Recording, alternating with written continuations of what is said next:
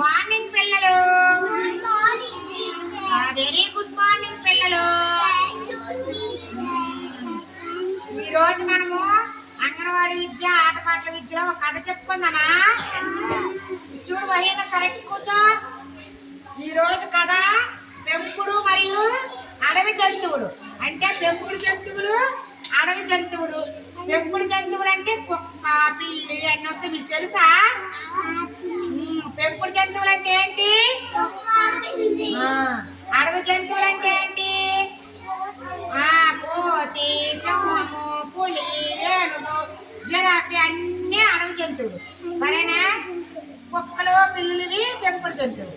అయితే ఒకరోజు ఈ కుక్క, పిల్లి, కోతి అంటే కుక్క పేరు జిమ్మీ. కుక్క పేరేంటి? మంకీ పేరేంటి? మింటూ. ఈ మింటూ, ఈ జిమ్మీ ఒకసారి ఇలా పార్క్ లో కూర్చొని ఇలాగా ఏడుస్తున్నాయట. రెండు ఎలాగ ఏడుస్తున్నాయి?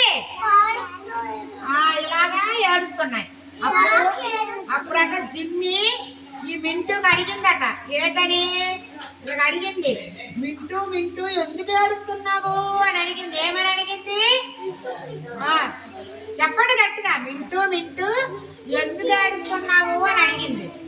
అప్పుడు ఈ మంకీ చెప్పిందట, మరం లేదు నాకు. చూడండి, ఇది మాట్లాడుతుంది. మంకీ మాట్లాడుతుంది, చూసారా? ఇలా చెప్పిందట కుక్కకి. ఏంటని ఇలా చెప్పింది, మరేం లేదు, నేను అడవి నుండి తప్పిపోయి వచ్చేసాను, నాకు భయంగా ఉంది, నా ఫ్రెండ్స్ అందరూ ఉన్నారు అని చెప్పిందట. అయితే సరేనా అని ఇప్పుడు కుక్క అన్నది, అయ్యో అలాగా, నేను కూడా తప్పిపోయాను. నేను రాధిక అనే ఒక యజమాని దగ్గర నేను ఉంటాను. ఆవిడే నన్ను పెంచుకుంటుంది. నాకు ఆరోగ్యం బాగులేకపోయినా హాస్పిటల్కి తీసుకెళ్తుంది, నన్ను చక్కగా ఈ పార్కు తెస్తుంది.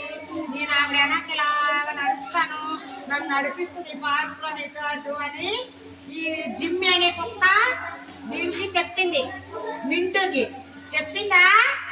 ఇప్పుడు చెప్పండి, ఏమేమి చెప్పింది జిమ్మీ? ఏమేమి చెప్పింది మింటూకి?